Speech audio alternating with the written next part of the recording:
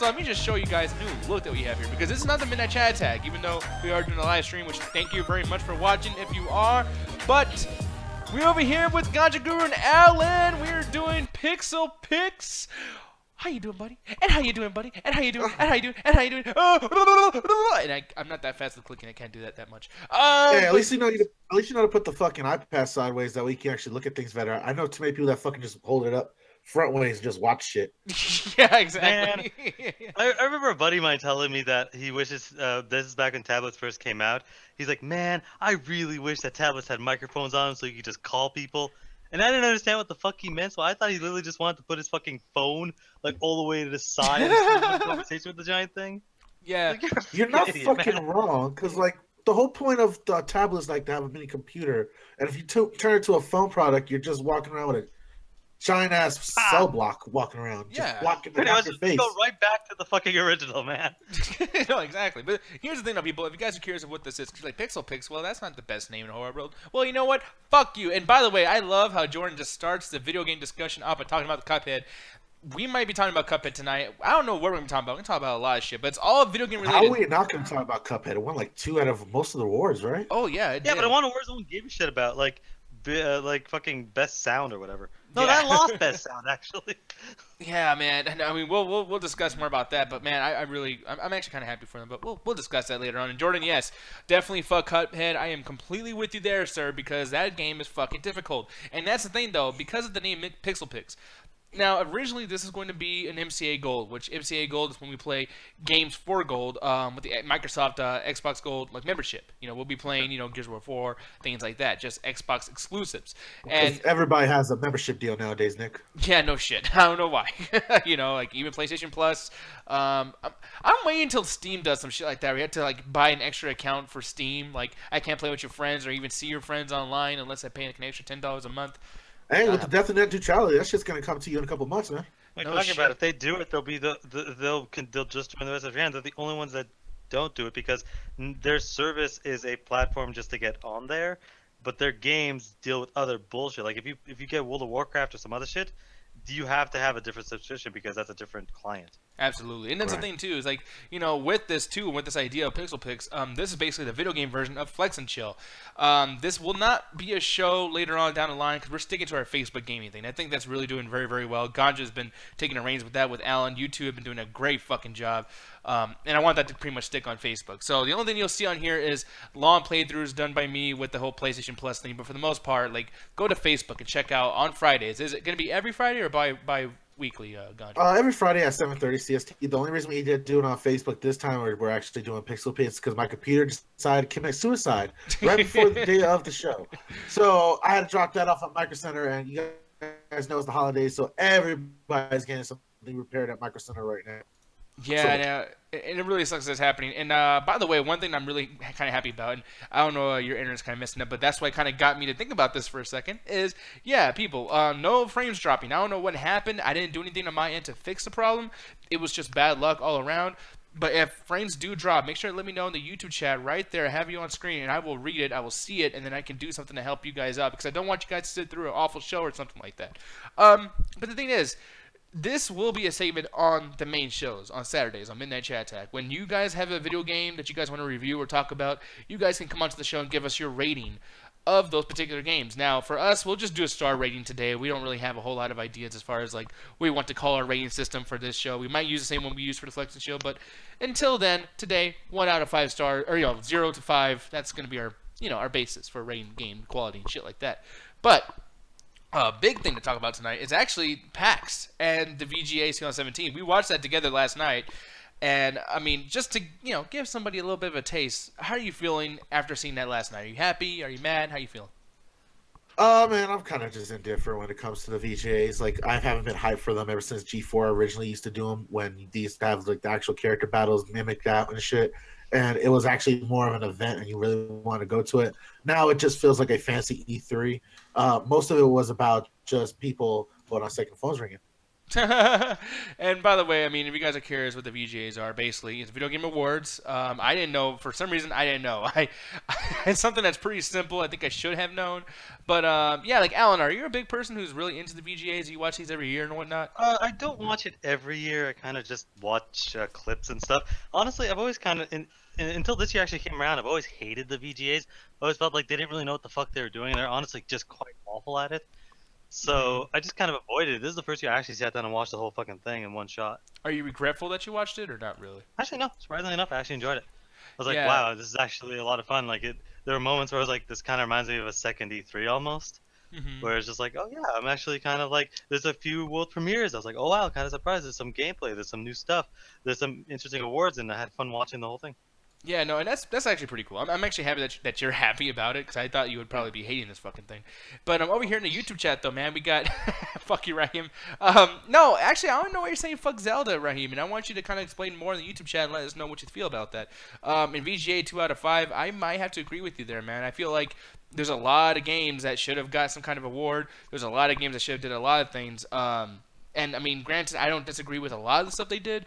But, I mean, didn't you say earlier, too, Alan, that Cuphead did not win sound design? That was kind of surprising to me. Or maybe... Yeah, it won, because I'm looking at some of the awards and what won what.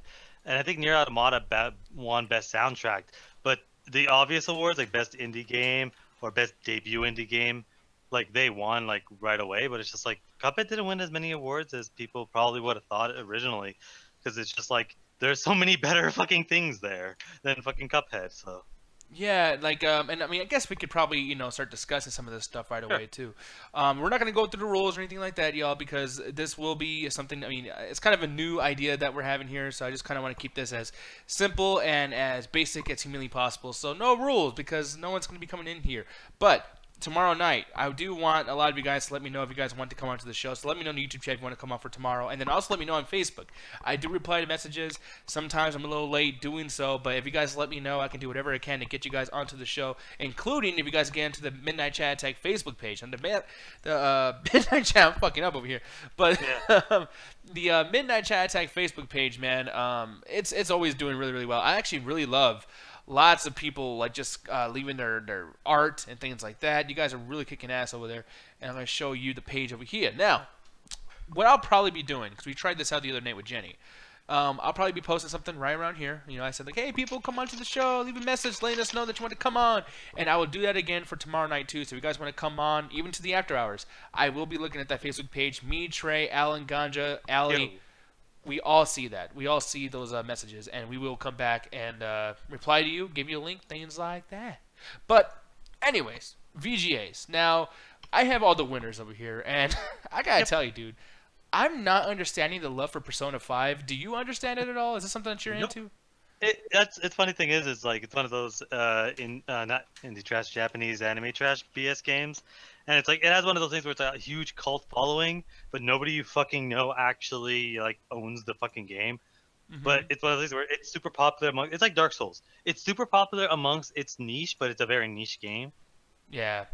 No, and that's what it seems like. I mean, people are going crazy about this fucking game. And I mean, it's nice animation. This looks like a fucking movie, actually. Like, Yeah. yeah, that's I don't even know what the I'm thinking like, did I click on the wrong shit or something? Like, I don't know what the fuck is going No, on. it's basically an anime, like when they do all the cutscenes, it's like anime style, and then the actual gameplay is just kind of you running around, making friends and stuff like that, and having dungeon style battles and like a turn play style. So if you're into turn play with anime, which is literally the complete opposite of everything I fucking like, but if you're into that stuff, then you're gonna love it because those games are like I heard people say, oh yeah, I clocked 120 hours, 150 hours. I don't really know what they're doing, but apparently they're enjoying it. Yeah, and like that's the thing too. It won Best RPG, and I'm kind of curious as to what the other RPGs were. We're gonna go ahead and see if I can find this on the main site over I here. think one of them was we had a discussion. I think one of them was fucking Final Fantasy 15, which came out last year. Like that's a great game, but it came out last year, and that's a weird choice. Like, why would you put a game that came in 2016 in the 2017 Game Award? Yeah, and here it is. Yeah, by Square Enix Business Division 2. Damn, like they got their whole fucking thing. It's a business division. Apparently, they got 2 of them. Yeah, but no, Final Fantasy 15. Yeah, that's kind of strange. South Park: The Fractured Butthole. I'm actually really happy that did not win. You know what I mean? Yeah, it's just release date. I hate games that are released right before the awards. I feel that that's unfair to games that came out like 6 or 7 months ago. Yeah, man, and I'm over here in the YouTube chat. Peter Parker saying, "Cut face, it's so fucking hard." But Jordan's talking about Persona is a game about life. What game is not about life at this point, though? You know what I mean? Like, I don't know. I guess that's a good thing. Like, it depends. Like that's such a vague as a game about life. It's like, most games are just kind of here. Most games are just telling a story, and depending on how they want to tell the story, what setting. At the end of it, they're trying to have some sort of like hidden meaning to what's going on in the game. At least most games. Yeah, and over here, Peter Parker was basically saying, like, yeah, was there an award show last night? Yup, the Vga'S Awards, the Game Awards, whatever the fuck you want to call it. Yeah. Yes, live from Los Angeles, which is very close to a Toasty that comes on the Midnight Chat Attack all the time. Julian Himmendinger, man, he met the guys that did Cuphead, man. He was actually taking pictures right in front of Reggie, the lead guy from fucking, what's that shit, Nintendo. He's the president of Nintendo of America. Yeah, so he's the guy like in America that deals with all the the advertisement and getting all the games out to distributors and shit like that. Yeah, and then Peter Park over here too saying like, yeah, like G4 Awards actually a little bit better. Honestly, I do think that they're doing a much better job with the production and making the shit look actually nice, like a real fucking award ceremony. What do you feel about that, by the way? Do you like how big it feels, like almost like a wannabe fucking Oscars, or not really? I like that. I think this year's been the best it's been because like I tuned in. I always tune into random like little bits and pieces for the last couple years. And it's always been this just garbage of like they don't know if they want to do a talk show. They don't know if they want to do an award ceremony, and they're just fucking up left and right. But this is the first time they had a professional stage. They had an orchestra. They had a cool award-looking thing. They had everyone on stage that they talked to, made sense with the games. They had a lot of cool premieres. Like this was a perfect blend of the Oscars mixed in with E3. It was only maybe under 2 hours, which was great too, because it's not like you're sitting there for 4 hours going, "Oh God, get to the fucking awards." Like no, there was a lot of fun things. It wasn't perfect. It was not perfect by any stretch, but I think to me, I honestly give it about 3.5 because it's like you did better than you've ever done before, and I honestly want to see what you're gonna do next year. Like keep improving, make it so that it's a 5 out of 5 next year. Now, out of curiosity, I was going to ask you too. Are you mad that your favorite game? Well, I mean, I don't think it's your favorite game, but it's a game that you're playing a lot. Are you mad that this particular game did not get the best role playing game of the year? Because I thought it was going to. Because it's one of those things where it's like when you play it, it's not.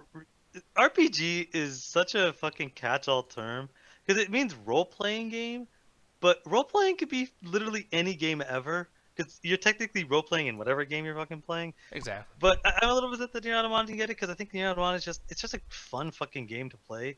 Like I clocked in about 15 hours of the actual story, and I loved every second of it. I was having a great time with the combat. I was having a great time with the progression of the story.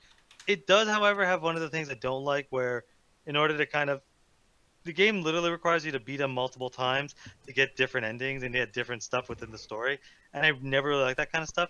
Like, I don't mind replaying game if I want to, but I don't want to feel forced to. So maybe that's what turned off a lot of people. Because Persona, yeah, you play, you beat it, you're done.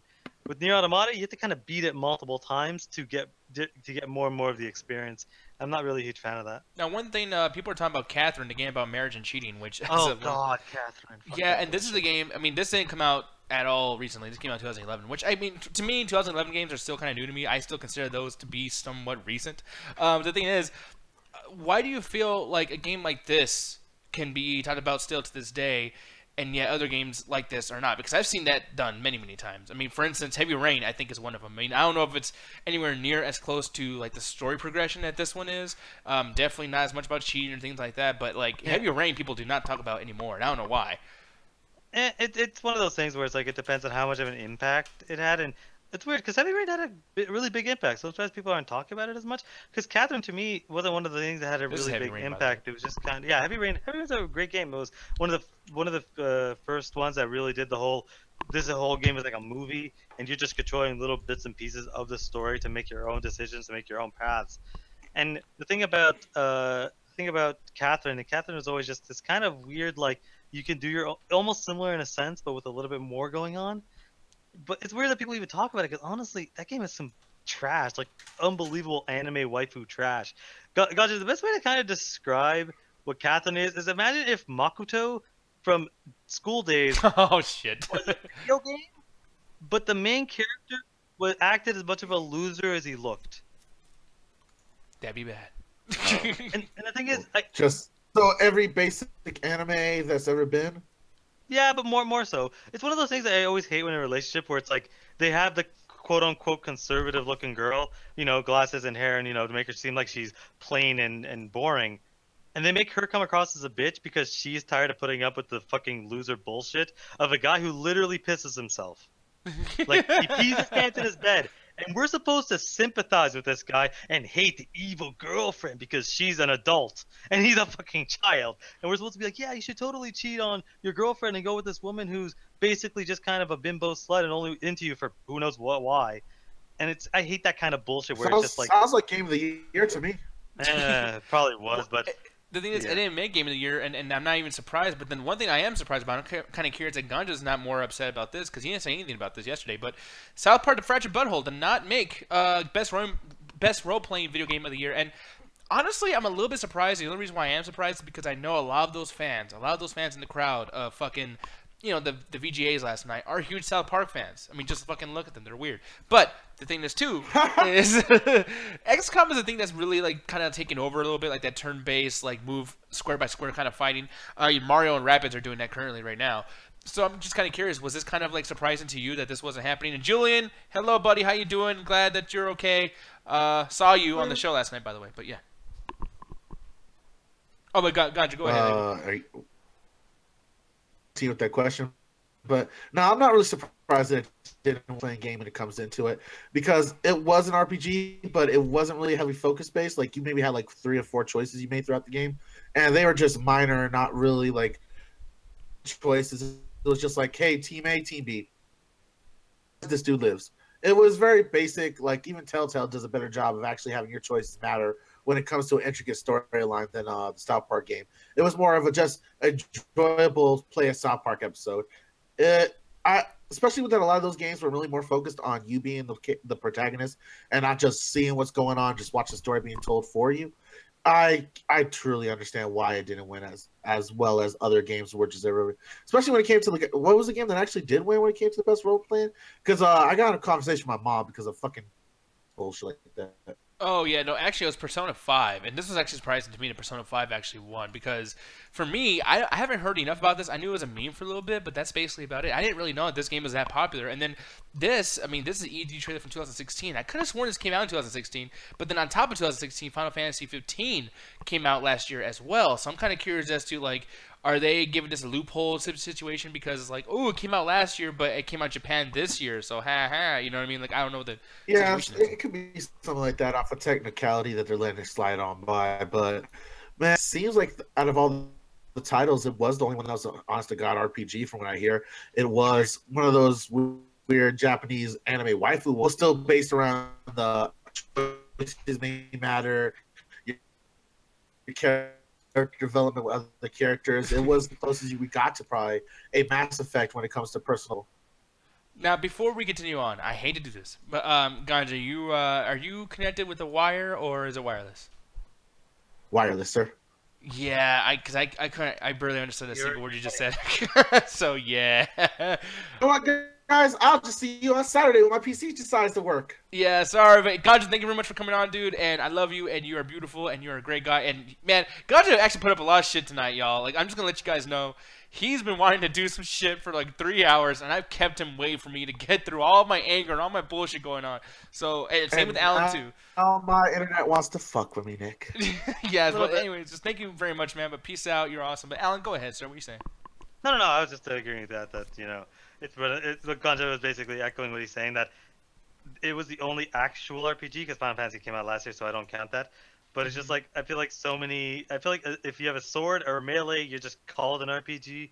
I feel like we've lost what that actually means, and Persona seems like one of those things where you actually are building your character up from such a small beginning to a climactic end, and to me, I really feel that's what an RPG is.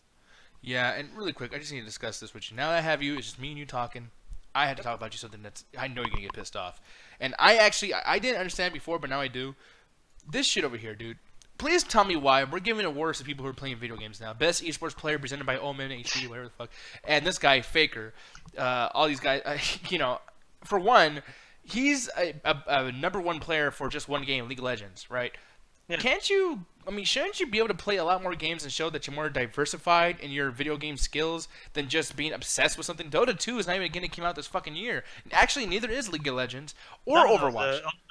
Not a single game on there came out this year. What the fuck then? Like that is so surprising to me. Like you know how the Oscars do the lifetime achievement or the we're gonna like celebrate somebody in the year, and that's what I feel like a lot of those were. They're like most outstanding whatever. You know, it's like they're probably gonna have something next year, not so much for when the actual game came out, but for like, hey, did they do something crazy in the year of 2017? And maybe they did. I don't really follow esports because I honestly think esports is fucking stupid, but people actually enjoy it for some fucking reason. But it's one of those things where it's like they're trying to showcase that, you know, video games are a legitimate art form, are a legitimate form of entertainment, and trying to do it in a sense like an MTV Movie Award, and they're like, hey, this is the best artist, or check out this best upcoming artist, or the Oscars where it's like, hey, check out, you know, some of these smaller actors type thing. Like, I feel like they're trying to showcase like, yes, this is a medium that has every single thing these other mediums have. We're just the younger ones. Yeah, no, it's frustrating as fuck, dude. Like, I don't know why. I mean, like I said, you would think that I'm not going to be that irritated about it, but the thing is, like, that took so long for them to give that reward. That shit took for fucking ever, dude. It got on my fucking nerves. But I get why they're doing it, but like I said, it's like they're getting better every year. They're getting they're understanding like, okay, we kind of got what we did. If they basically just did the same structure but just streamlined it, made it a little bit faster, you know, maybe had some different awards or different categories, I think that would be a situation where it's like the Oscars, where it's like we like it and we keep watching it every year because we're curious to see what happens. Because there are a lot of surprises this year, a lot of things I didn't expect to win, or a lot of things that won, and I was kind of happy they won over other things. Yeah, and here's the biggest thing too, because this game got a lot of mentions, not necessarily, you know, fucking awards, but mentions. And it won one award, and that's Best Multiplayer. I am very curious as to, I mean, are you surprised in a sense? Because it seemed like you really did not like this. I don't know if you're a big fan of this being mentioned constantly. And there's a PlayerUnknown's Battlegrounds trailer, which, by the way, one of the worst titles for a game in the fucking planet. Like, okay, I really hate that name. Apparently, the reason it's called that is because it's like, have you ever heard of okay, it's like Tom Clancy. Okay. You know how the games are called Tom Clancy's The Division? Apparently, the guy that made this is called PlayerUnknown. Oh, so the game is actually just called Battlegrounds. That's the actual name of the game. But he's like, you know, Sid Meier or Tom Clancy, and it's like Tom Clancy's Rainbow Six, and this is like PlayerUnknown's Battlegrounds. Like the PlayerUnknown's is like his like title on it, and that's kind of why it's such a weird fucking title that really no one understands. But it's one of those things where it's like, I have honestly no real opinion on this. I hate when something gets so overhyped. When it's like, this has an expiration date. Oh, it does. Everything like in the multiplayer category has an expiration date. It always does. Like eventually people are just not going to play it because it's, you know, 5-6+ years later. Unless you're an anomaly like Counter-Strike or some of the Call of Duties or some Battlefields, you generally have about a 5-year life cycle with any multiplayer only game where people are just like, yeah, we're done. We're just kind of bored. We've had enough experiences, but now there's other stuff to distract us. Enough people get distracted, no one comes back, and it kind of dies. I just didn't like that this was. It was the same argument I had last year with Overwatch, of there is no defined experience within a multiplayer game. When you load into a multiplayer game, the entire experience is based on how many people you're actually playing with. If you're playing something like Overwatch, it matters how well your team is doing and how well the other team is doing to be your opposition. Same thing with this. It matters of whether or not you can actually go up to the par of how other people are fighting. So putting this in the best of the year, which is supposed to be the standout, timeless, like incredible experiences, is a complete misbrainer because it doesn't work within that category, because you can have two completely different experiences within 10 minutes of playing that game. Yeah, I completely agree. And you know, like the word that you said that really stuck with me too, this whole entire time, just us discussing this, is the fact that, like, yeah, this has an expiration date. Like the entire video game, like, or the entire first-person fucking genre of video gaming has an expiration date. I feel like every time a Battlefield or a Call of Duty comes out, it's always just poking at the fucking like multiplayer plummeting bear of just like, hey, you want to plummet, don't you? You want to fuck up, don't you? Pokey poke poke poke, and it's like, it's gonna happen, y'all. And the balloon's about to fucking burst, you know? It's bad. And Julian's saying, Alan, did you just say that game is too hard? Well... Which one? Yeah, which one? Because I don't think you played that. No. Oh, yeah, the game's too hard. What? I'm not sure which game, because I don't think I ever straight put a difficulty on any of the things I was just talking about. But, yeah. The whole thing of a game is too hard, I really never felt that. I used to play Mega Man as a fucking kid. I played Super Ghouls and Goblins. Like, any challenge just takes time. It's just patience. And PlayerUnknown's like, I've never played it just because I'm waiting for it to go on sale on Steam. There we fucking go. Before I actually get it, because I really don't want to pay $35-$40 for a game that I might hate. You know, because I might just not find it fun. But it's one of those things where it's like you pick up something like Watch Dogs, which is a third-person cover-based shooter, you know, with guns and all that stuff. You can play Watch Dogs 2 today, and in 10 years, you're gonna get the same experience whether you like it or not. Something like PUBG, there's a huge difference between playing it today and playing it in a year. There's gonna be different stuff they added. There's gonna be different level. The average level of a player, or the average experience of a player, is gonna be much higher. So it might be harder for you to actually play and enjoy the game. Yeah, no, and I completely agree. And one thing too, because you're talking about hardness and difficulty, Yeah. and I'm surprised that this wasn't brought up, like in you talking right now. But let's talk about something that won 3 awards. 3. Holy shit sauce. Cuphead, buddy. Cuphead won Best Art Direction, Best Debut Indie Game, and Best Narrative. Which the narrative thing, I'm sorry, I had to disagree. I know it won Best. Did it win? No, it didn't win Best Narrative. That was something else. Oh, what won Best Narrative? Some game which I don't think anybody that's watching or is gonna watch has played. It's called What Remains of Edith Finch, and it's this random like point-and-click adventure game where you're just trying to solve this crime, and it's just like, who the fuck knows what the hell this is? Like, Yeah. it's such a fucking misnomer. It's like I expected the crowd just to go, who? Like, who the fuck knows this game? Yeah, and my bad. I fucked a bit tough for even thinking that. Yeah, no, there it is. But yeah, no, and by the way, too, like the only game that makes sense for this to win is Horizon Zero Dawn. That game has an amazing fucking narrative. Holy goddamn shit! And I'm looking over here in the chat too. It's kind of cool actually, because I saw this and I was fucking nerding out for him. But yeah, he's saying, Julian's saying that he met the developers, which he did. He took pictures. We actually brought that up in the beginning of the show, Julian. And Peter, there is pictures. Yeah, it's on his Facebook and everything. So yeah, and Peter, if you're friends with him on Facebook, what about me, dude? Be friends with me. What the fuck? Like, I'm not friends with him. How about you, Alan? I didn't think that Peter and Brooke were not just the same person until I met them in New York. So Yeah, exactly. I was utterly convinced they were just one person. Yes, we don't know shit about you, Peter. Why don't you be more close to us? I want to be your friend. I actually got to meet Peter in New York, and I mean, I know you did too. But anyone who's watching this, yeah, Peter and Brooke are the fucking greatest people like ever, man. I had such a fucking good time, like hanging out with them and everything, getting to hug the man behind the avatar, and then save for him with me. Everyone in on it. And actually, I just want to admit to something too.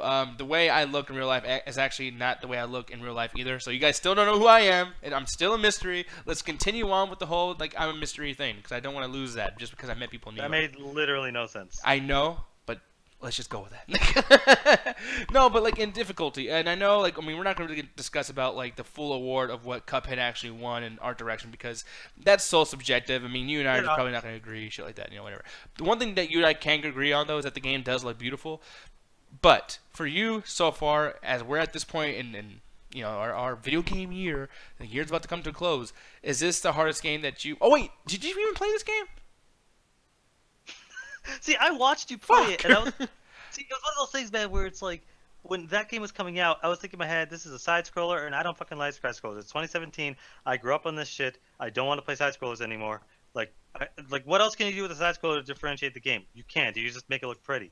And then I saw you playing it going, honestly, I think that it's hard because of how many hits you can take before you die, but I don't think that it's the hardest game I've ever played. Because I'm looking at, when I saw you playing it, I could easily think that, not saying that you suck and I'm better than you in any way, like I don't want to take across, but if I was playing, I think I would have got a lot farther with a lot less deaths, just because I've played much harder games. I know my strategy when it comes to playing games that are ridiculously difficult.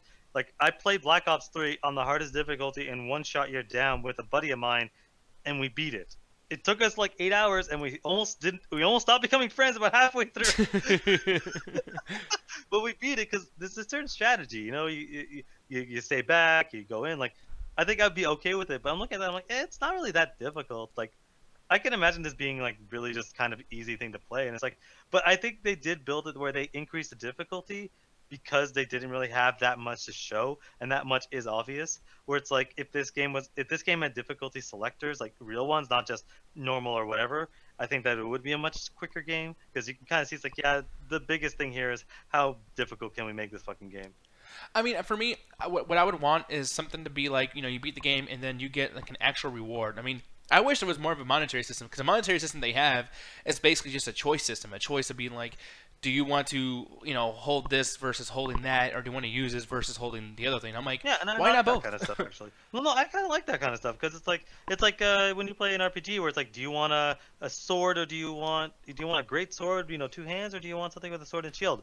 You get more more attack and more power with a great sword, but you get less defense, and you get better defense with a sword and shield, but you get less attack power. It's like, I don't mind that it's a choice, because it's like, oh, what kind of person do I like to play as? And to me, it's like I've always been like, up close and personal. That's where I feel I play the best. So I'd probably pick something where I'm always up next to the boss or something, because that's just how I personally like to play. So it's like, I like that as a choice for the most part.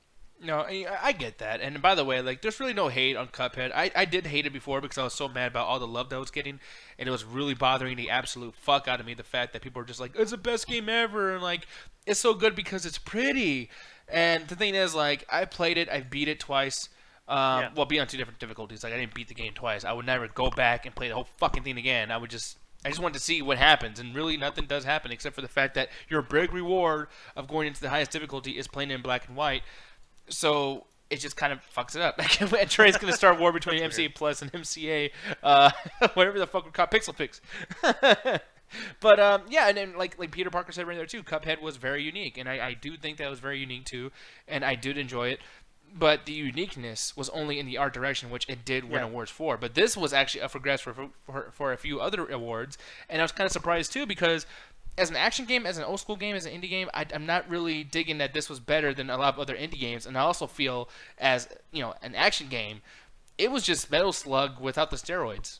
You know what I mean? Like, it was Metal Slug without the fucking hyperbole of the gameplay and all the enemies coming on screen and all the options and craziness and music. We played this before. You and I have discussed mini games like fucking Broforce and shit like that don't look as good, but as a game, I get so much more of it, and that shit was like fucking $5 to $8, and I got my Broforce for like $3. This game, I don't know why it's worth 4 times the amount of money that you spent on those other games that give you a lot more game to have.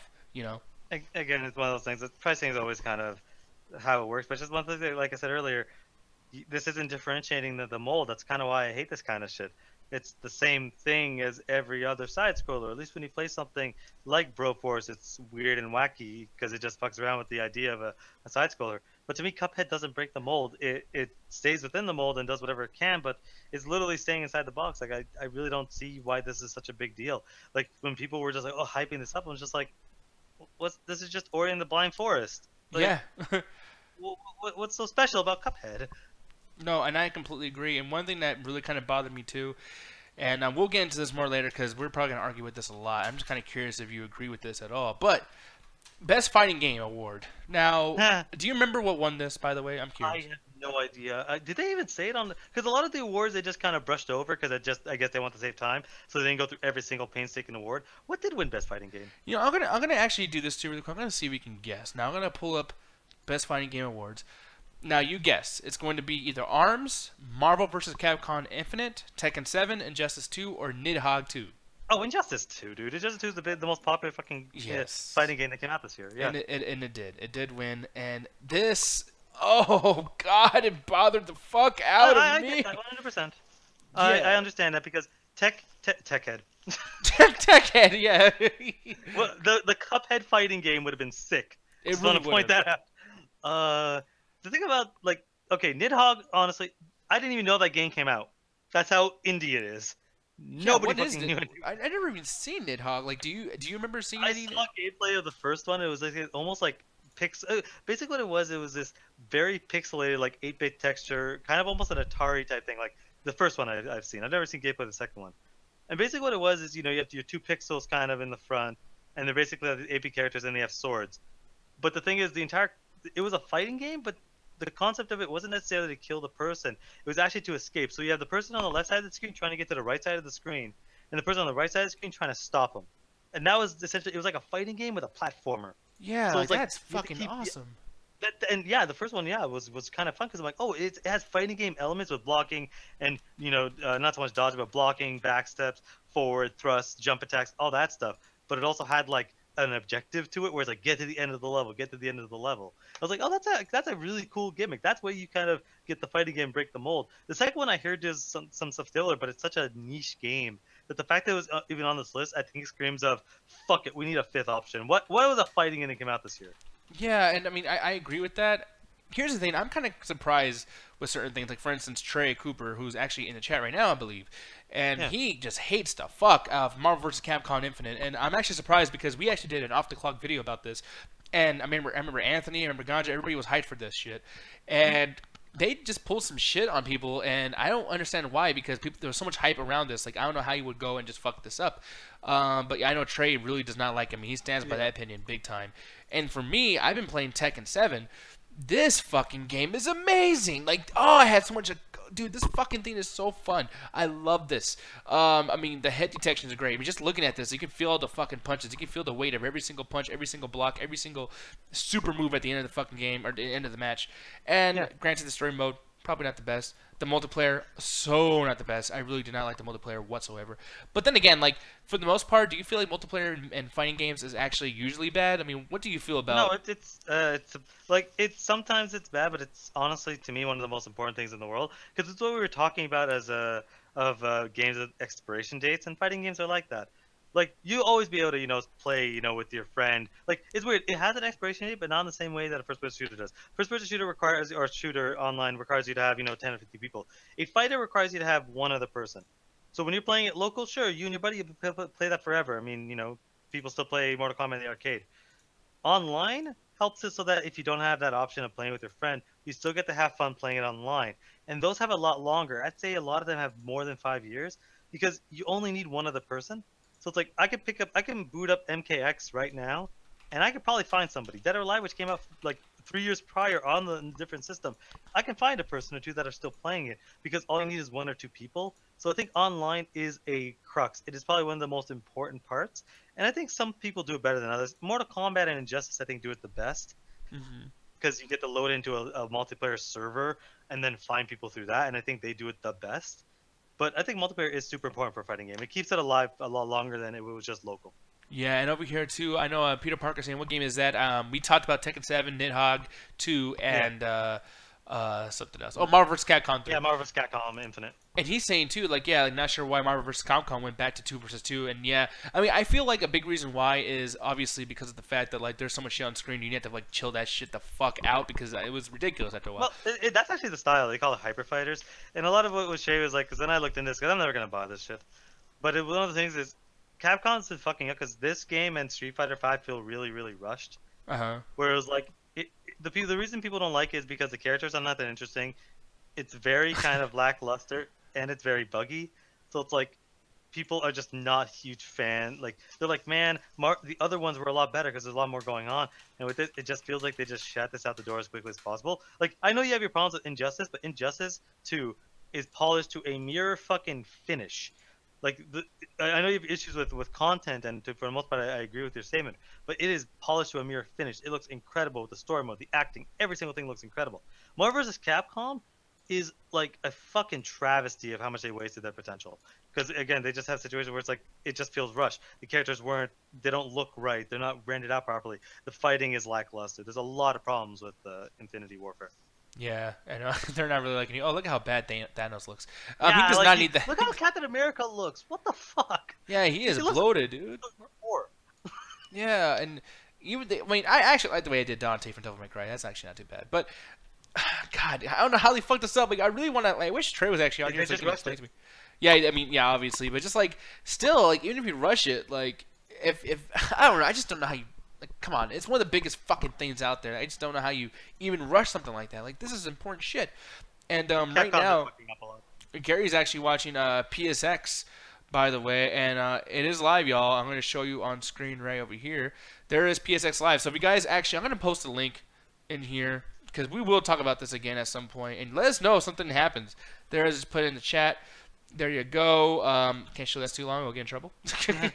But there it is in the chat, everybody. Go ahead and check that out too. Have it on the side or something. If there's something you guys think that we should talk about, let us know in the YouTube chat. We'll discuss it, and then things like that. I mean, just help a brother out. But as far as that goes too, one thing I had to bring up really quick before we even continue is something that did happen over there on PlayStation. The announced fucking what do you call that? The PlayStation Experience. Yeah, it's not happening live, or is they doing it again? Well, it's happening live, but the thing is, like, the real big stuff is supposed to happen tomorrow and Sunday. But they're kind of doing an opening celebration, kind of like, doing a lot of things for the fans. Who Yeah, actually the went over beginning there. of E3 type thing where they just have, hey, we're starting, and now we're gonna do the real shit tomorrow. Yeah, and here it is. This is Wipeout Omega Collection. Now, I fucking love Wipeout. Is it the collection, or are they doing another Wipeout game? Well, there's a game called Wipeout VR. This is not that. This is Wipeout Omega Collection. But Wipeout VR, that's another reveal that happened too. They showed this on stage, and it looks pretty much similar to what we just saw, except obviously virtual reality. And I don't necessarily think that this needs to be virtual reality, because I'll end up throwing up all over my fucking system, and I do not want that. Some games do better than others. I've never played a racing game in VR, but I know with my HTC Vive, one of the things that always make me sick personally is motion. It's like when you're moving, it takes a while to get used to. Because I remember playing a few games where it's like I would press the control pad to move forward, and I would just get this head rush and my stomach would hurt. Or if I was going up really high and going really down, my head would hurt. But after a while, you get used to it. It's one of those things where it's like I don't know what it's like when you're moving super fast in a car, because it might just be like you might just get the same motion as you would if you're just in a regular car, as opposed to something else. Yeah. But like they're usually pretty good. Like it just takes a while to get used to. Now, the big thing now, I mean, we could be here all night talking about a lot of things, but I had to bring this up to you because I'm very, very curious what you feel after this happened to you. I know I was with you, but I kind of forgot what your reaction was, but Game of the Year, Legend of Zelda, Breath of the Wild. Now, what do you feel, even now, how do you feel about this? Because I remember you were, like, wanting to leave the fucking room. We're watching this together, and you were basically like, dude, like, I'm scared about what they're going to fucking do. So, Man, how you feeling now, man? I was mad. I was salty the whole time, man. I'm just mean mugging the fucking screen going, don't you fucking give PUBG the fucking game of the year. Don't you fucking give that multiplayer bullshit that only works if you have fucking, 30 other people that'll fucking play with you. Don't give that shit game of the fucking year. I was looking at the other choices and I was thinking, they're gonna fucking give it because as popular as other games are, it's like PUBG is what Overwatch was last year. It's the game everyone's talking about, everyone's playing, everyone's enjoying. And I'm just mad too, because I'm just like, you better not fucking give it to it. And then they gave it to Breath of the Wild, and I was like, yes. Only because they could have given it to Persona and really give the exact same reaction. Because as much as I'm a huge fucking Zelda fan, and just 1 second. Oh, okay. Well, like he was going to say, he's a Zelda fan. I'm a Zelda fan too. I fucking love me some Zelda. And I do feel like in this particular situation, I mean, Breath of the Wild, yeah, I think it should have. I'm glad that it won. If And it was up to me, I'm cutting you off only because Pixel Pic's new shirt. Flex and Chill red, Pixel Pic black shirt. oh my goodness. Oh, he got the Changing black shirts. shirt on. That's awesome. Because I'm going to give a small 2-minute review of Breath of the Wild as much as I've played, which is the first, like, 5 or 6 hours. Go right ahead. I don't man. think this deserves Game of the Year, not because it's not a good game, but because it's not a good Zelda game. It is Legend of Zelda in name alone.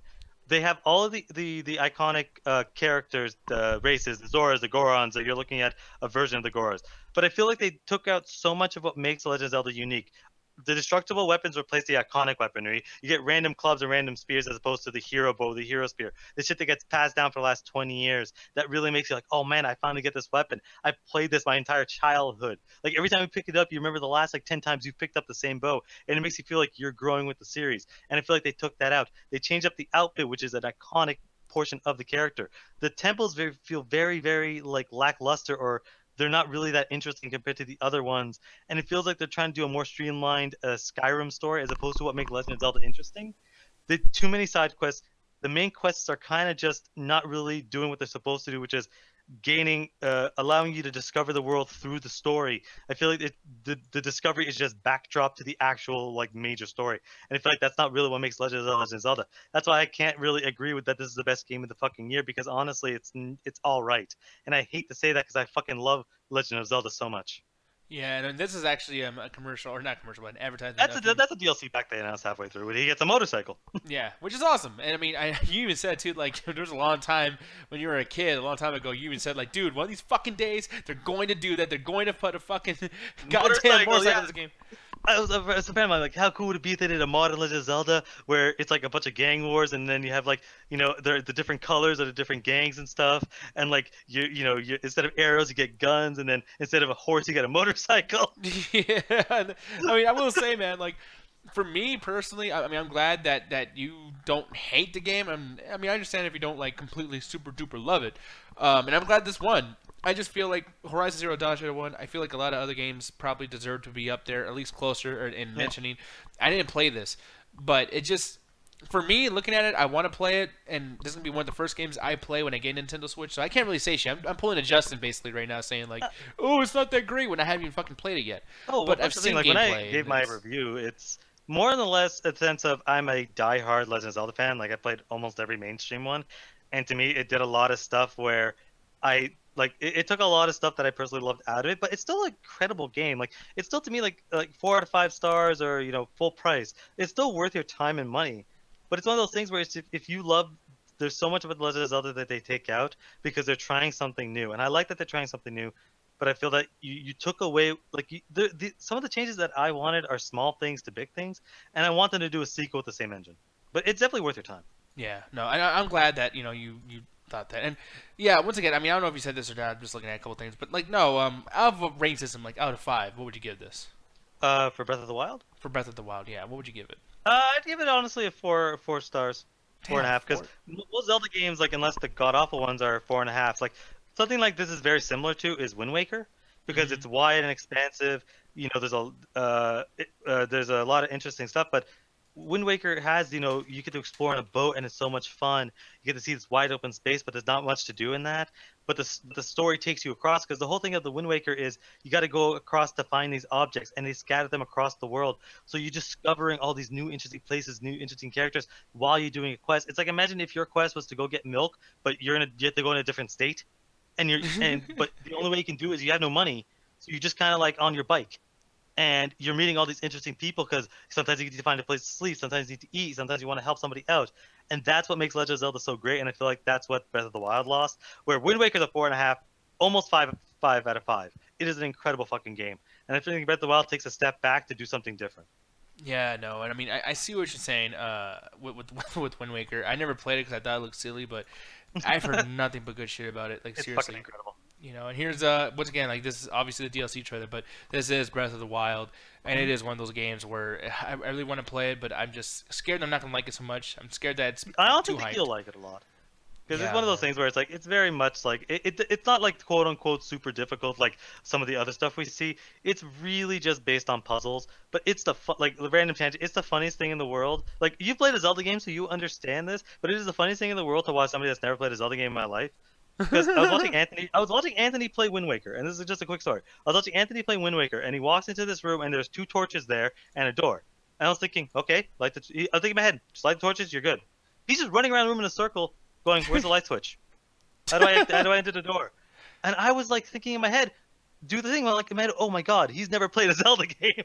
I'm used to this shit. I know what that means, is just get the torches on, figure out the door opens. But someone that's never played it has no idea. Imagine if the only way you can get out of your house is by flipping on 2 light switches and a door unlocks. Like, it doesn't actually make any sense, but you're just used to it.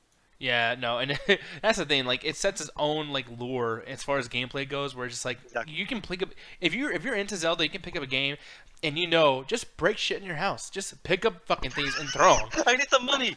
Yeah, I mean, dude, there's no other game that I go and I'm like trying to cut grass just because like I know like there's something in here, or running into shit with running shoes. Like, oh, I can run, so I'm gonna just bump myself into trees and see what falls out. You know what I mean? Like, it's crazy. Back up to you. Do you have spare change? No, but here, let me get a knife and grasp.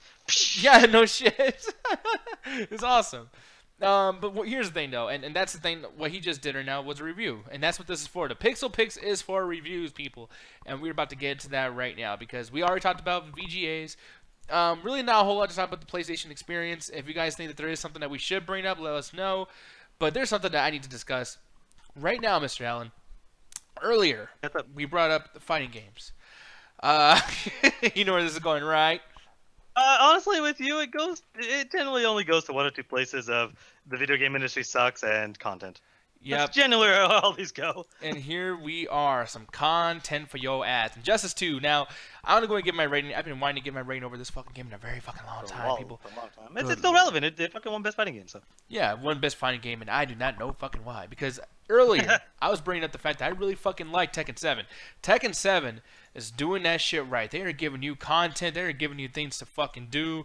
And I'm honestly, like, it's just that all the characters are already there. Every character fucking means something if you're a Tekken fan, etc.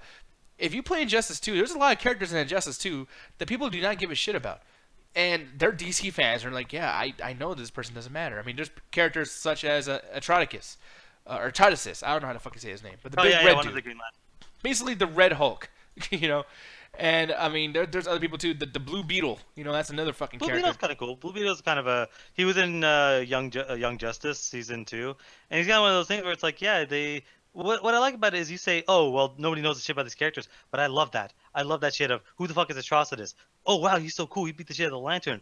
Let me look into him. Let me read a comic maybe by him or something. Or Firestorm because, you know, he's on the CW shows. Blue Beetle, he's cool. Swamp Thing, like, you've really never seen Swamp Thing in anything. So it's like, you get to see these characters because you have the fan favorites like Harley Quinn and Batman and Superman and Wonder Woman, but then you have characters that no one's ever really seen anything of, and I like that because it allows you to differentiate while also accepting that this universe is huge. It's not just Batman and Superman, like they're the biggest ones, so they're always the pinnacle of the story, but then you have also how they introduce all of the other characters. I like that they brought Supergirl in. I like that they have you know, Atrocitus in. I like that they have, you know, Scarecrow and Swamp Thing and all these people in because I don't get to see them anywhere, you know? Yeah, and then this is, you know, Flash versus Blue Beetle. This is Blue Beetle, the guy. No, actually, who is this? Captain Cold or some shit? What's his fucking name? Sorry, could you show me that again? I missed it. Yeah, let me see. There he is. He's in mid fucking Flash defense. Yeah, that's here. Captain Cold. Yeah, like this dude, and then, you know, you get like Blue Beetle, you get Captain Cold. He's a major villain of actually one of the major villains of Flash, but yeah, it's one of those things where it's like I like that they do that they bring characters that people don't really know, or because imagine if they just did Injustice 2's roster again, it would have been like really. I like that they did something different. Like sometimes, hey, not it doesn't always work, or sometimes the characters aren't always interesting. Like Captain Cold is, I mean, he's different, but he's not really interesting. But I like that they did stuff like that. You know, I like how they changed up a lot of the characters and stuff. Yeah, no, I mean, and that's the thing too. Like, I mean, I like certain characters that we already know. Like, for instance, Flash. I mean, look at that. He runs a lot better in the fucking game than he does in real goddamn life. Man, he's figure skating in the fucking movie. He's just going. Like, that's his fucking run animation. It's ridiculous, man. No, it really is. I mean, and it's literally comedic. You're trying to get into this fucking thing, and shit like that happens. It's like, oh Jesus, you know. Yeah. But I mean, I'm looking over here too. Like, you know, like this character, I forgot his fucking name. What's his name? Dr. Fate. Basically, he's one of the more magic. So it's like there's a bunch of different divisions to how superheroes are. You have the street level, so they're the Batmans. There's the Daredevils. They're the Punishers. They're the guys that are on the streets. They're dealing with criminals, and they're dealing with like maybe some people with powers, but they're generally staying on the ground. They're not really up there. Then you have the kind of cosmic. These are the Supermans, the Thors, the Guardians of the Galaxy. They're the people that deal with, you know, Green Lantern. They're the people that deal with aliens. Sometimes shit affects Earth, but they're the ones dealing with alien threats. They're dealing with cosmic threats. They're dealing with big stuff. Then you have these guys, which are the magic, the mystic. And they're the ones that deal with interdimensional stuff and demons and angels and heaven and hell and everything in between. And that's what he is. He's basically a very, very powerful wizard. Similar to what Doctor Strange is, but he's more like focused and order, and all I care about is justice. He's very that boring justice type of person, where all he cares about is this right or is this wrong, and I will judge you and smite you. Yeah, and that's the one thing that kind of bothers me about those type of characters too, because I don't find those characters to be very, very interesting. But then it gets to a point too where I'm even looking at fucking the characters that I do like that are from other games and other like lures and shit like that, like Sub-Zero for instance. And I'm just thinking like, okay, when you have these characters who do certain things, like these gods and these mystical people and things like that. Tell me why I got Black Adam, who has electricity, and you didn't get Raiden, who has the exact same fucking moves, except not as interesting. It takes away from Black Adam, and it takes away from Raiden. Now they're both at halves. Blue Beetle, Blue, has a couple of fucking, like, ice pick, like, sword moves, whatever the fuck. And then Captain Cold, who has freezing abilities, and he's, you know, full of snow coat, the whole fucking thing, with a gun. who, by the way, Harley Quinn has a gun, and then Sub-Zero, who has a freeze, blue, cold thing too. And I'm like, dude, you just divided your fucking pie of the gimmick, right? Not really, because it's different movesets. Because you have a Sub-Zero who's hand to hand with his ice powers, where you have someone who's still has some hand to hand stuff, but he's more of a melee base. It's kind of interesting what they want to do this time around is they want to mix, because they didn't want just everyone to be punching and kicking, because that was basically what Justice wants. Like, why is the Joker in this fucking game at all? I will never understand. But it's one of those things where they just want everyone to be a karate fucking master. So they wanted a situation where they have people that use gun fu, which essentially is you using guns, but also using guns in a form of karate. Something similar to what John Wick would do. And it's like, I like that they differentiate that because they have different move sets in the sense of like Captain Cold doesn't play identically to Sub-Zero. He just has similar visual aesthetics, the same freezing essentially physics, because they're both doing cold shit. I guess no. I mean, it makes sense. It's just, you know what I mean? It's just sometimes, with all these powers too, like for instance, and it goes back to like the characters as well, like Superman. Look at this shit. He just, I love that. I think that they should have picked a darker contrast because I think it would have made the colors pop out more. But I love that because it's again, they're reference like, hey, do you remember how it was in Man of Steel? Yeah, you get to do it in the game now. And I love that fucking punch. That punch is so fucking badass. Just the fucking speeding up because it just shows how cool his powers are, and I love that shit. Yeah, and by the way, Gary Egan's in the chat too. Gary, you're fucking the man, dude. But he's saying Death Stranding actually has gameplay. Wait, what's going on? Death Stranding. Did we talk about that? Like we did not. And I'm very curious of that trailer is so goddamn fucking weird, man. Like what? Norman Reedus is pregnant or something? Is like, this the trailer right here, by the way? Yeah. It's like he's just walking around and then shoots some dude in the head. Like I couldn't really hear what's going on, so I think there was some dialogue, but honestly, I don't really think that would have helped because he's just kind of talking. Basically, the trailer ends with there was an explosion and now there's gonna be another explosion. So it's like this is clearly some sort of post-apocalyptic world. Maybe some alien parasite came down and blew everything up, or maybe this is just some version of an apocalypse. That's kind of all we're getting. But it's so fucking weird. It's like to the extent where we're watching it, we're quiet. That baby scene happens. All of us, what the fuck was that? What the hell is going on? Yeah. Here's the thing, man. And this might be a spoiler for The Walking Dead, but I'm telling you, him being so involved in this. I mean, look at that. Like, to do his face that well, I know he had something to do with just like the capturing of his facial structure. They've been working on this for a long time. They really have. They've probably been working the first time they did it was like 2 years ago. So and they would look just as good then. So honestly, like I know what you mean. Like if anytime you see a character from a show working on another show, it means they're gonna kill him off. Like I get that, but I think he's been working on this for a long time. Because didn't they get him for the fucking Walking Dead video game to voice act? Like, yeah. So it's like he was there alive for 5 more seasons after that. So it's like it doesn't exactly. It's not a 1-to-1, you know. Yeah, well, I mean, I just feel like especially like last night he came on, and I feel like, what the fuck? He's throwing up black shit, and then they're Beatles. Dude. What the fuck is going on here? Okay. I don't know if you can show the full trailer, but he's about when it goes into his mouth. I don't know if you could show that. It is so fucking weird, man. I think I might be able to, but I'm gonna let this play out a little bit more. He's looking at some fucking weird thing there. I mean, did you get? I don't know what that is. I have no idea what he's wearing. I don't know why he shot that dude in the face. If it goes, it might go into his mouth in the next second. But like, it's one of those things where it doesn't. I don't understand why companies do this. I get why they want to have some sort of mystery, but I feel like this is one of those things where just make it as weird as fucking possible, just so people can be like, oh man, I gotta figure it out. Like I want to play this game because I like Hideo Kojima. I think he's a great developer. I think he's incredible art direction when it comes to making video games. He is one of the best in the industry. But to me, I have literally no idea what Death Stranding is. Is it a fucking RTS? Is it a fighting game? Is it a first-person shooter? Is it a card game? What the fuck? Oh, trust me, hey guys, if you haven't seen the trailer, check this out. Oh, what the fuck? Okay, all right. Reedus is pregnant. That's the only explanation for that. What the fuck was that? What the fuck is this? I have no idea. That's one of my problems with this is I really don't understand anything about this game, and it's a bit frustrating. Like, I'm glad Gary said that. Of course I hate everything I see. I didn't understand what the fuck I saw, Gary. I'm glad that he put gameplay on because it'd be nice to see what is this game. Is this a third-person game? Is it first person? Is it a fucking survival horror? Like, these gameplays show nothing. Yeah, well, no, because that's actually not it. I was just showing that just for now. But like, I'm noticing that, like, yeah, like, I guess they're just not uploading it yet on PlayStation Experience. But I'm gonna type it in right now. But yeah, like, for one, just once again, thank you, Gary, for just letting us know, dude, because that's so fucking badass for you to tell us that. But yeah, no, I'm not seeing anything. I'm looking over here on the main page, just so y'all know. So you know, I'm not bullshitting. There's no news here, but hey, we'll see. Maybe something will come up in a little bit. You never know. You never know, indeed. But yeah, man, like Death Stranding. I mean, is this something that you're?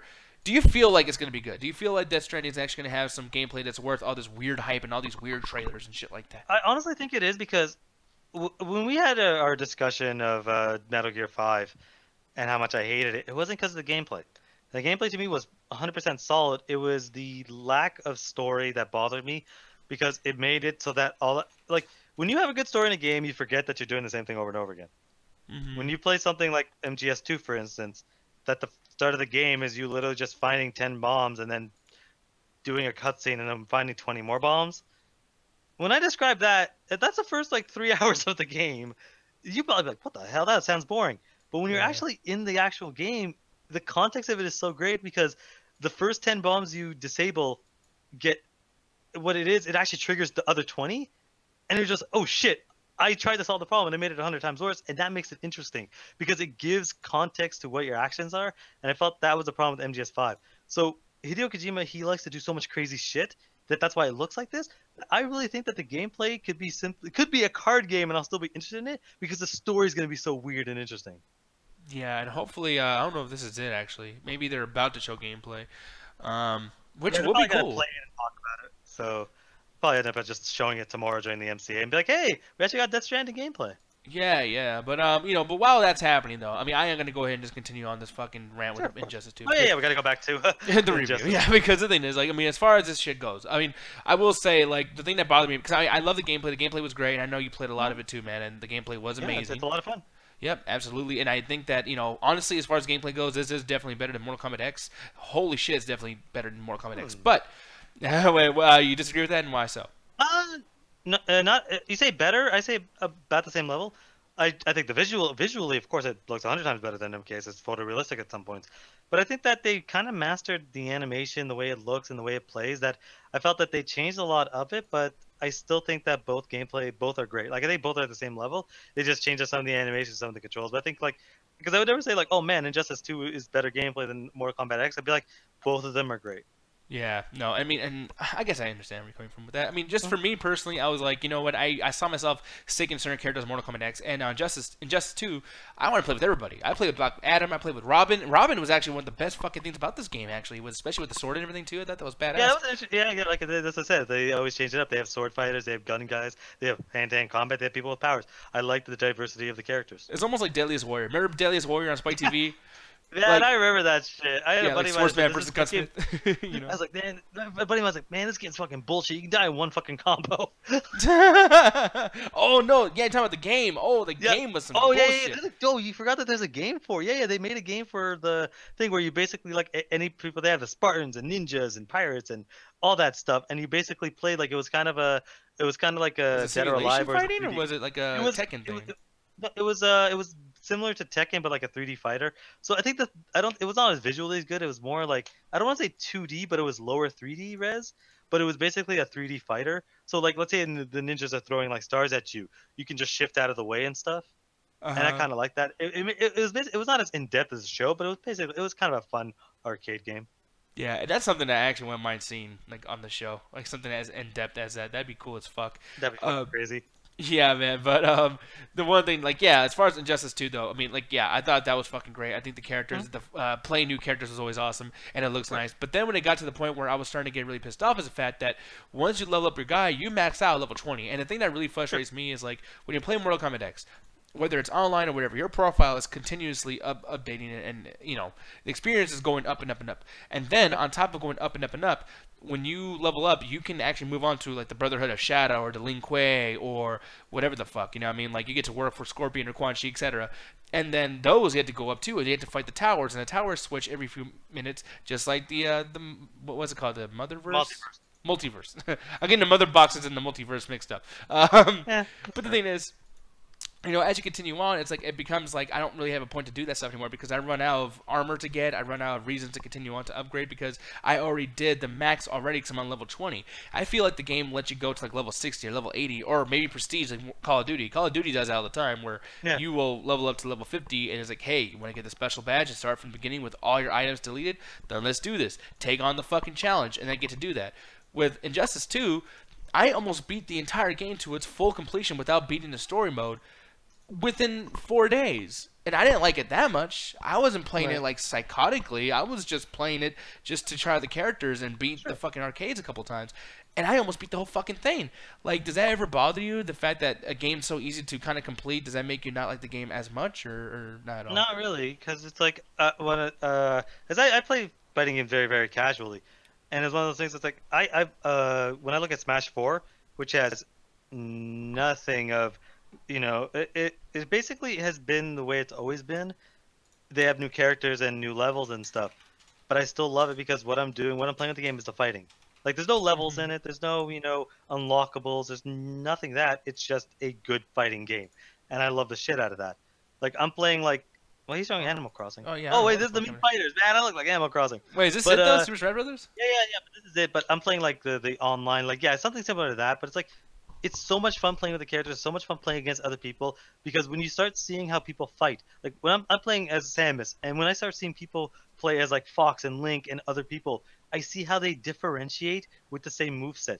Like, this game is very simple, but when you master it, you get to do so many different things you'd never be able to. And I think that that's what makes fighting games a very unique genre, because what you're talking about would be something in like an RPG, for instance, like something like Skyrim, for instance, where if what you're saying, like, oh, you beat Skyrim in like, you know, 12 hours, that'd be kind of BS because there's so much of the world. But you basically just describe, like, a fighting game is all about the gameplay.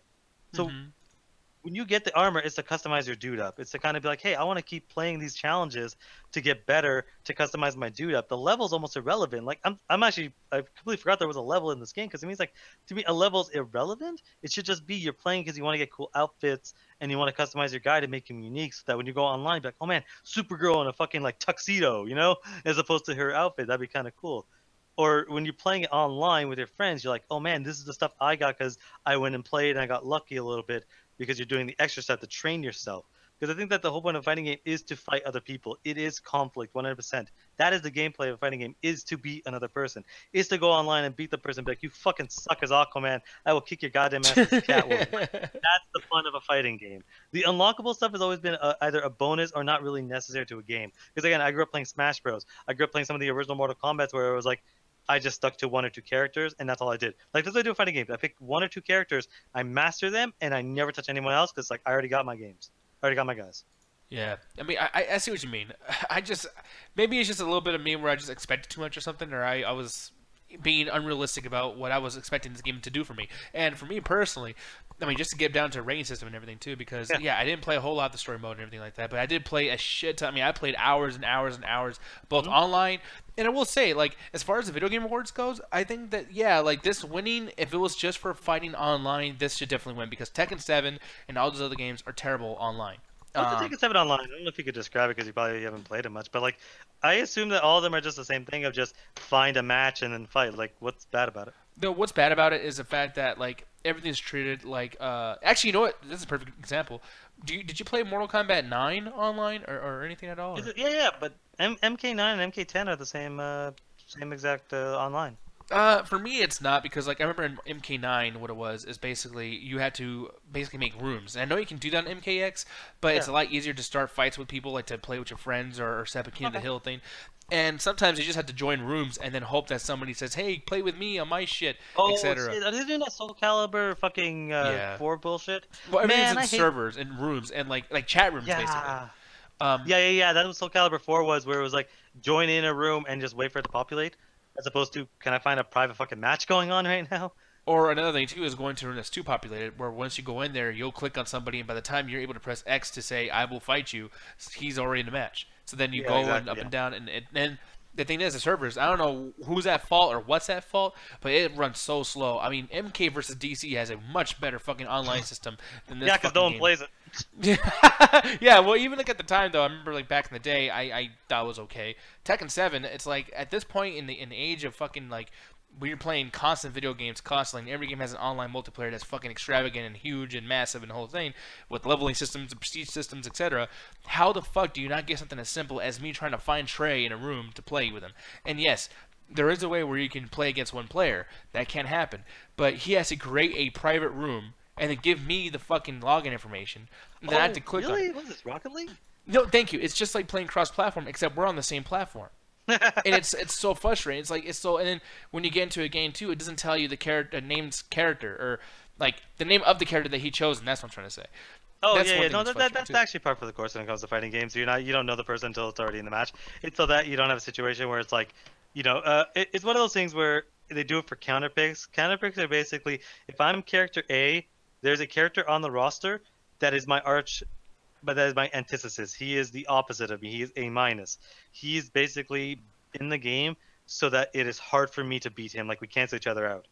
So Sure. when they do that, it's so that you don't actually. So you can't sit there and be like, "What's a counter pick?" You just have to hope that you're good enough to beat whoever he is. Exactly. Like, it goes down to skill, which is I understand that, but the thing Yeah. is like for me, I want to learn about the characters of Tekken 7. I want to learn the lure, and you don't learn the lure when you're playing online. Oh yeah, Tira's telling me that the story mode is based on you. It's like I don't know how to describe it. It's like imagine if you walked into Walking Dead season 8. And no nobody at all. No, nobody and nothing. That's basically what Tekken 7 is, where it's like, it's again, it's the Dark Souls situation where it's very popular in its niche, but it's a niche. Yeah. Like it's super popular in that, but not a lot of people know it exists. So they make games for that genre because they know their audience. Yeah, absolutely. And really quick, I'm gonna do one last check really quick. I'm looking over here. I have no idea what this shit is. Might be another Dark Souls. Oh, or something. that's they're probably just doing some. That's a Skyrim VR, and like not God. actual gameplay. Well, yeah, that's of course. Amiibo support, man. Don't we need more Amiibo support? I was mad the first time I saw that shit, man. I was like, you get to play as Link? I can do that right now. I showed y'all like a week before it was at E3 that I was playing as Link with the Master Sword. Yeah, and I guess they're doing another intro video over here too. Because at first when I looked at this, it was showing some fucking Star Wars stuff. But anyways, yeah, PlayStation Experience is still going on, people. If you guys, I posted the link in the chat. Might be just Definitely gearing up based on it like last night because we got there early and they just showed a few other things. They might honestly just be gearing up now, which is really fucking late, or they're ending. Yeah, it could be because I mean, this is an opening celebration basically. Like we know that tomorrow, the next day. And by the way, like I want to discuss a couple things that we're going to talk about too because Gary over here, Mr. Always on the Clock. Okay, I'm all over the place tonight. Sorry, people. This is my first time ever doing a show like this, so I'm not used to structure, I guess. But before we go, I'm just gonna rate this finally.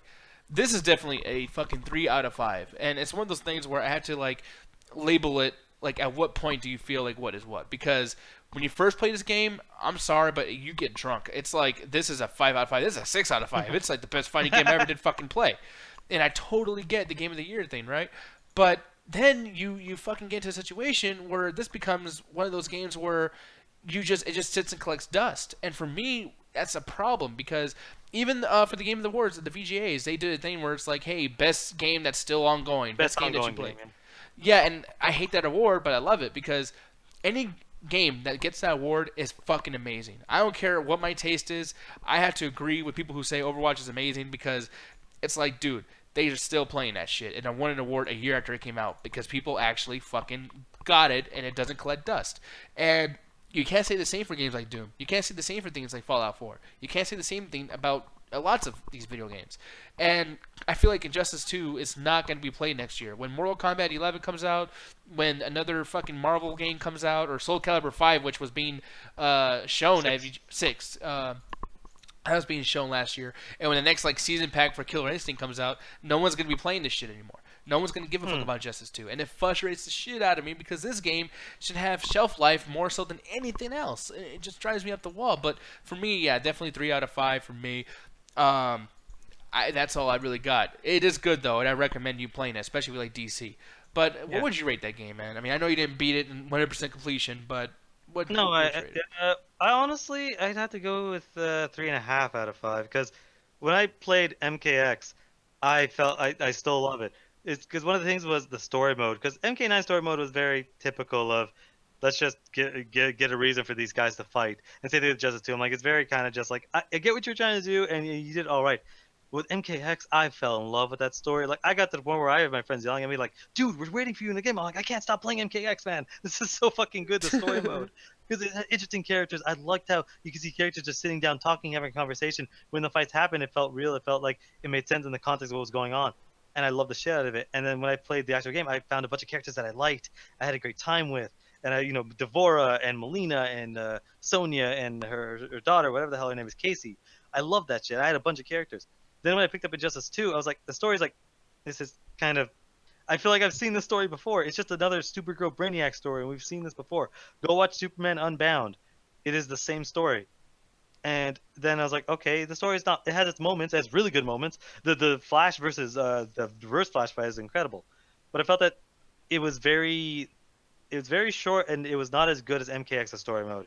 And then when I played the actual thing, I found it so hard to find a main. I found a main in Catwoman, but MKX, I found my main really quickly. With this, it's just I had a tough time finding my main because there's so many intricacies. I felt like they overcomplicated every character, where I just had a tough time figuring out. I had a tough time figuring out the game to the extent where it's like I just had less fun because I'm like, I really don't have a character that I can branch onto. I just picked Catwoman because I suck less with her than anyone else. Yeah. So I kind of had to give it, like, I had fun with it, but I didn't have as fun as I did with other games. But it's still a fun game, and I still do think it's worth your time. If you go and you're able to get it for, $30, $40, I honestly think you'd have a great time with it, because you're still going to find people. It's still going to be relatively popular, because people still play this game. People who will still continue playing this game as they keep, it's going to be around for a long time. Like, people still play MKX. Yeah, I mean, and that's true. Yeah, MK is still popular, so it's like if that is, I think this will be as well. But yeah, no, I mean, I guess we didn't disagree too much. I think we're on the same boat there, a little bit. Disagreed on what's good and what's bad. Yeah, exactly. And I mean, over here too, I'm looking over here in the chat, and wait, Gary's saying Greg Miller asking if we can change our PSN names. Actually, we can. They just released that in a patch note. Wait, did they? Like 4 months ago or something like that. Yeah. I did not hear about that because I've been checking the patch notes. I know they've been talking about doing that forever, and which is good because it'd be nice to change my fucking name to whatever the fuck I had it. Yeah, yeah, I don't even remember yours actually. I barely remember mine. I'll just change it to like Birdman or something so everyone knows who it is. Yeah, Bob Blob is saying the only person that he was sort of okay with in Injustice 2 was Black Adam. So, yeah, Black Adam was actually really cool. I like him more than Raiden, believe it or not, even though Raiden's an electricity guy.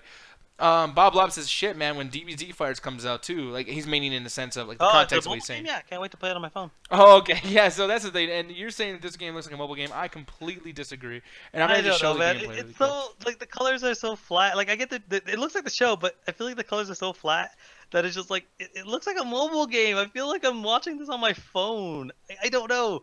I can't explain it. I feel like there's not much, there's a lot of detail, but I feel like it's all flat, like, on the one level. I feel like it's a lot of almost Flash animated stuff.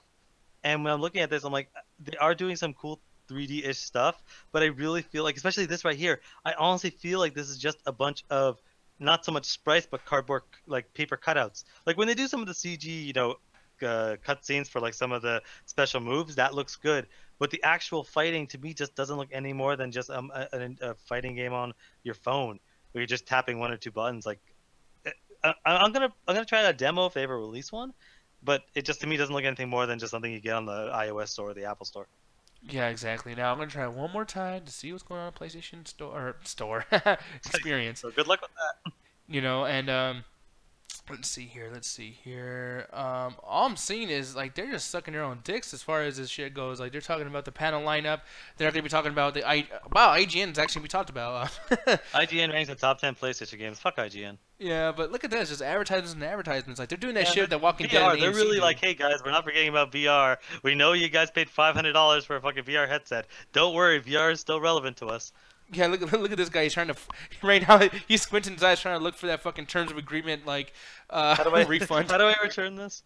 Yeah, he's like, oh, hey, why did I get this? No, man, people, VR, it might be okay. So I don't know who this guy is. His name is Tryhard Black Guy. Just popped in the chat. I'm just gonna call you Tryhard, so don't take that the wrong way. But we were talking about Injustice, Tekken, Mortal Kombat, and DBZ Fighters. But he basically said that the PS experience was fucking ass, and they didn't show Spider-Man. Which, that was the only thing I gave a shit about. Yeah, like, man. No Spider-Man, I'm not gonna fucking bother watching it. Okay, but see, the thing is, I think that's pretty. I guess what you would say, because yeah, like there you go, Peter's saying, it's a 3-day convention. How long do you think they're gonna wait out the whole Spider-Man thing? Do you think they're gonna show it tomorrow? Or do you think they're gonna show it on Sunday? I feel like I don't think they're gonna wait like until like the last minute because it's probably one of their biggest titles. But I honestly, all I care about is a release date, an actual release date. Because I've seen enough gameplay. Like it's a Spider-Man game. Like go out there, prove me wrong. I guarantee you can't name 3 bad Spider-Man games. I can name 2. Yeah. I guarantee you can't name a third one except for some DS or PSP game that no one ever gives a shit about. But by the way, this is like this is DVC. dude, Taiketsu. come on, man. Like this looks shittier because it's based back in when the fuck it came out. But come on, man. Like it's an up-res version of this. Oh man, that looks really fucking awful. Like, and by the way, this okay. So I was trying to. Do you know the terminology for that background when it's moving like that? Because a lot of animes have that. And I was trying to say, like, make a reference to this recently. What the fuck is that? I don't know, man. You'd have to ask an anime nerd. If anyone in the chat knows, it's up Trey or 90s, they would know what that would mean. I have no fucking idea, honestly. Yeah, and then okay, here we go. So Gary, I love you, Gary. He's saying the trailers. It's Detroit.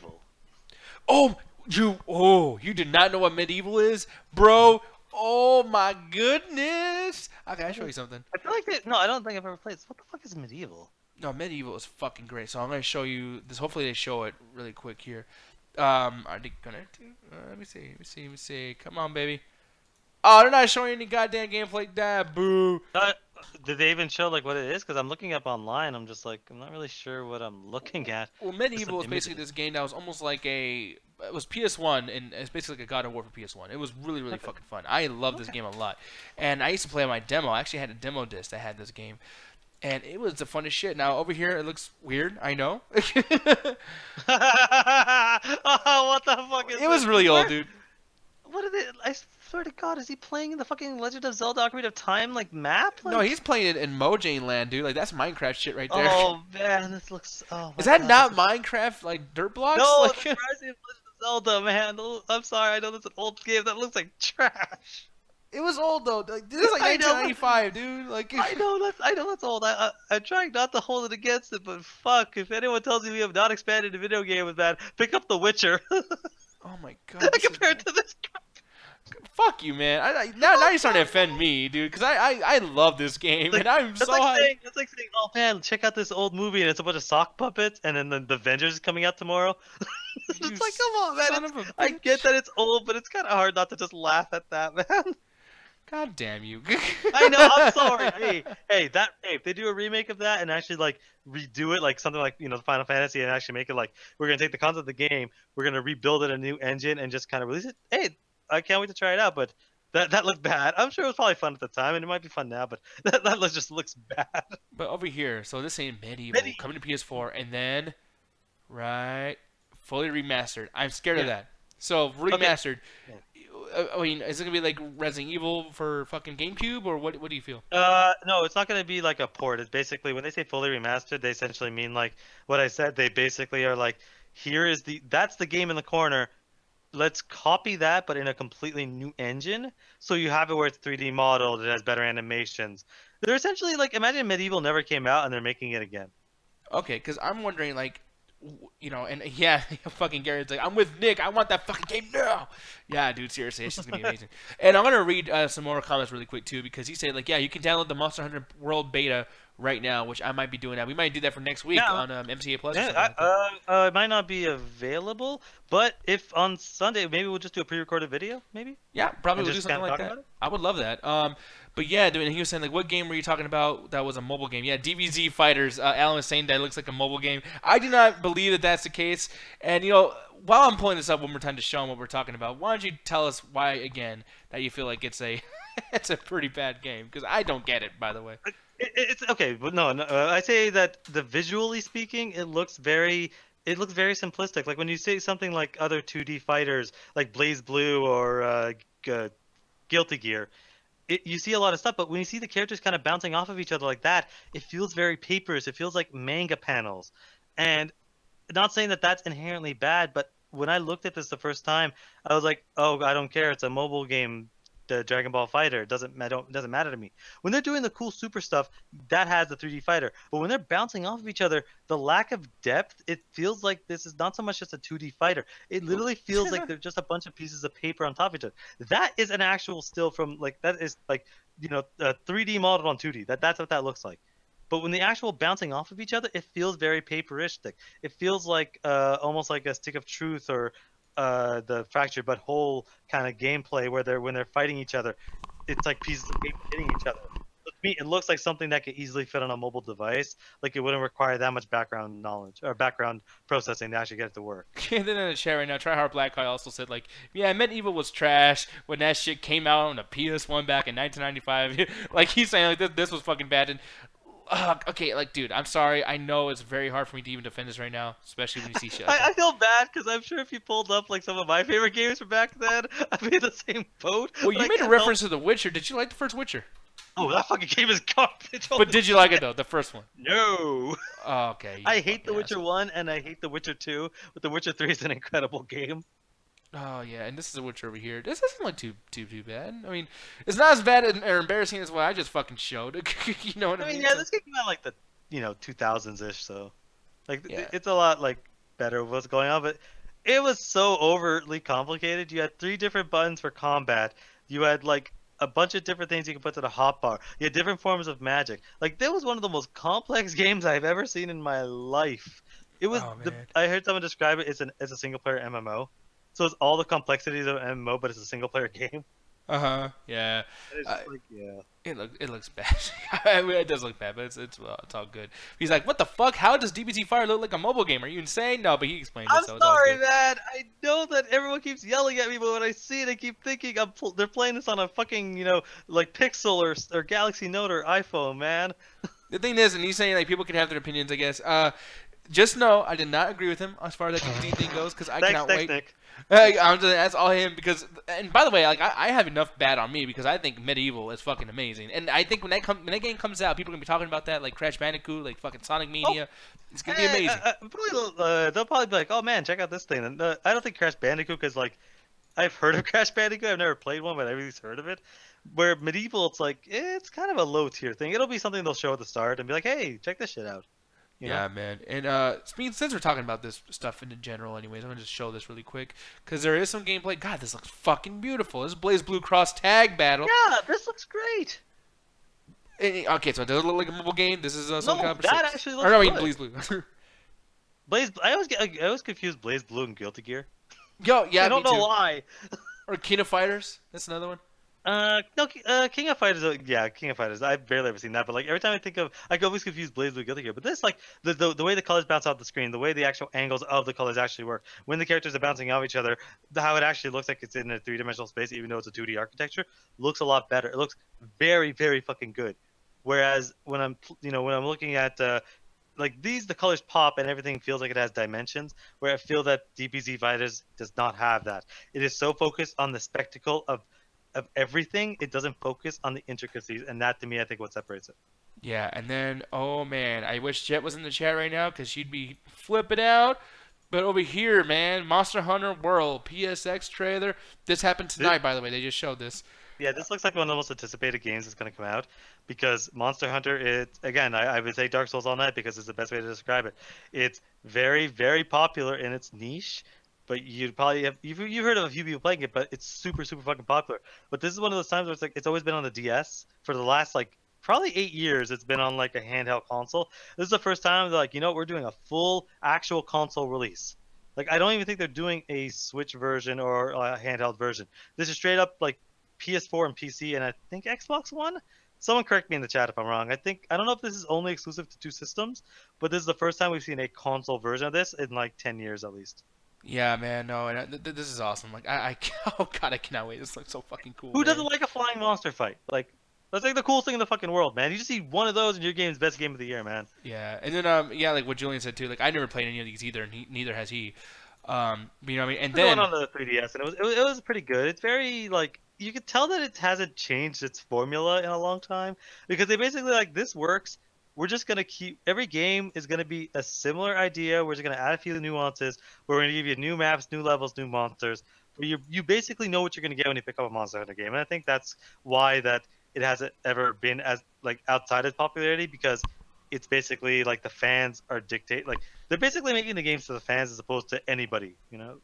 Yeah, exactly. And then, yeah, Monster Hunter Jurassic World. And by the way, this is something you might know about. God of War fucking... Oh yeah, nothing. as Eddie puts it, the last of the God of Wars. Yeah, no, man. Basically, they're doing... I'm anticipating the fuck out of this game, because it's like, I've never liked the God of War because I feel that the stories have always been like, I don't give a shit about the main character's problems.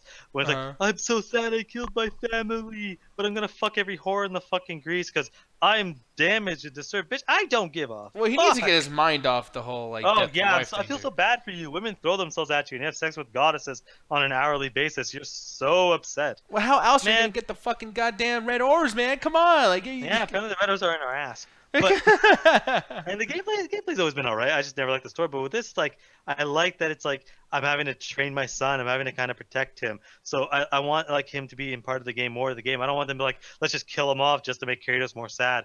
I want that the kid's actually gonna be there, almost like The Last of Us, where you're growing with the kid.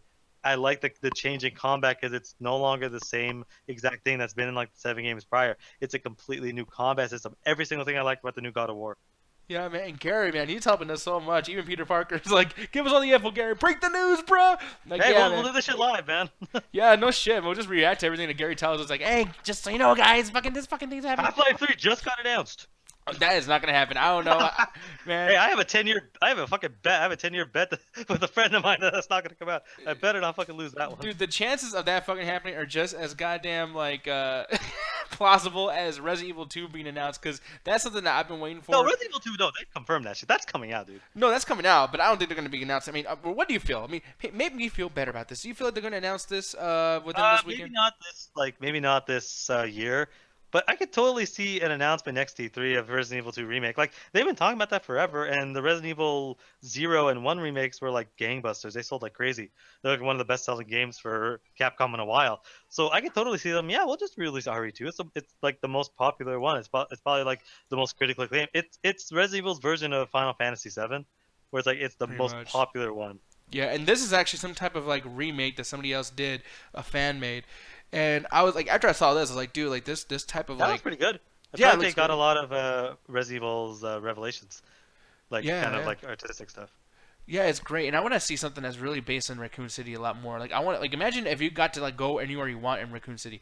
That would have been amazing. You know, and I want to see more things done with the characters, not like the same. I really don't like fucking what's his face, Leon. Leon? Oh, you know, I never played RE2. For me, the first one was RE4, and I love the shit out of RE4, man. Me too. Like, that's what.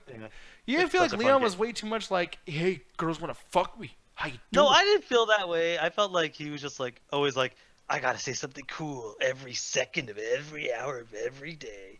Like, I felt he was more like that. Yeah. But for me, I was more of a Resident Evil 3 kind of person. But like, in order for me to get a Resident Evil 3 remaster or whatever the fuck, a remake, I need to get my Resident Evil 2 remake. And I am so like just if something happens, I don't care what it is, even if it's like a fucking logo or something. But if I see this game, this fucking game right here, man, if I see this talked about in this weekend, I'm gonna flip the fuck out. Look at those zombies, man. God damn, like when zombies used to be scary. Remember those days? No, because I always felt zombies are stupid and never see why anyone's ever scared of them. Oh my god, yeah, breaking fake news, Kingdom Hearts 3 has a totally not fan-made trailer out. Fuck that, no, and then Mega Man. Oh, what were you saying? Yeah, Mega Man 11 or something, did that just like drop like a couple days ago? Yeah, for the Nintendo Switch, which is cool, except I'm sick of fucking hard games. This does look great. This actually then looks... don't play a Mega Man game. True, yeah. Well, I mean, Mega Man X was different. Mega Man X was fun as shit. This looks kind of like that. I love the sprites. This looks like... Dude, this is a Mario level, man. So what? Dude, I swear to God, that's like the fucking, you know, the first time you go underground and everything's blue. That was like Mega Man and Mega Man and Mario like crossover. Oh,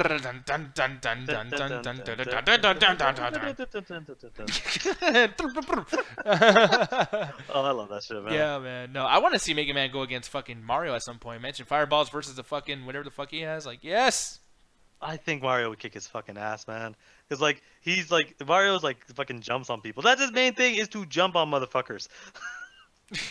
I want them to do I want them to do, because the death battles do this where they get two characters and they're like, hey, let's break down their abilities based on their games or movies or whatever.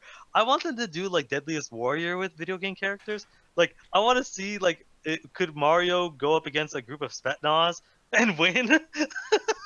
Like it's fireballs and different powers and shit. Like, I think that'd be fucking hilarious. Yeah, but here's the thing, people. So we've been on for quite a bit, and I mean, I'm having a great time talking, but I just don't want to make this go on too long because we're gonna be back tomorrow night. Who knows what's gonna be happening, and we will be talking a lot more. But I'm just glad that we just went through this and just, man, video games, bro. Like, we finally got to talk about video games, like, a lot. Didn't fight about it. Exactly. We didn't fight about it. We didn't fucking get mad and complain about what the fuck's happening in this industry. But here's the thing, though. I do have one more game to show. It's gonna be the biggest one yet. Okay.